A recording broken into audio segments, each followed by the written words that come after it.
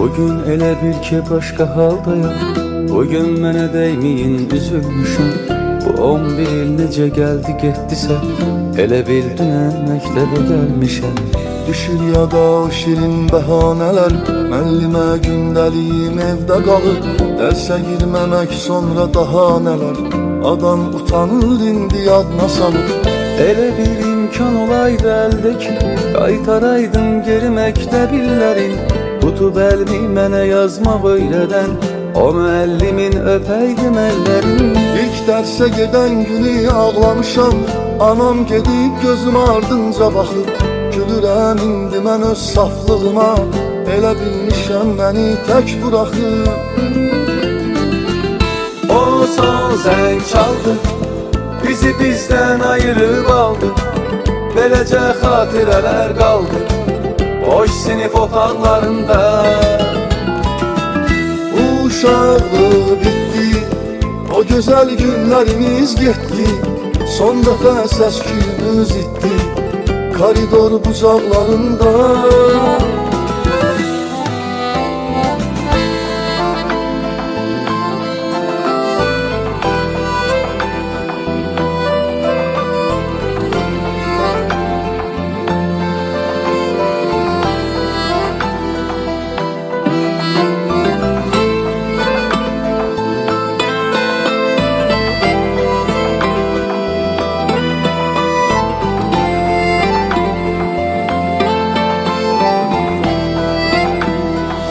Nə sevincdir, nə də qəm anlamıram.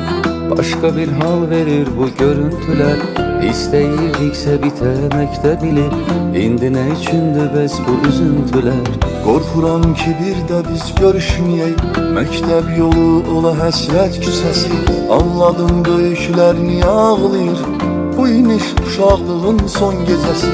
Dərs adı ilə ona zəng eyləmişəm, həyəcandan o qədər tərləmişəm. Mən onun eşqi ilə məndəliyim, cədvəlim bircə bir əzbərləmişəm. Varta yoldaşımdı, yoxdur xəbəri, 11 il verdim ürək almaq üçün.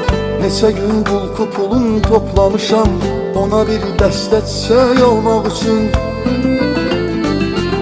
Uşaqlıq bitdi, o gözəl günlərimiz getdi. Son dəfə səs-küyümüz itdi koridor bucaqlarında. O son zəng çaldı, bizi bizdən ayırıb aldı.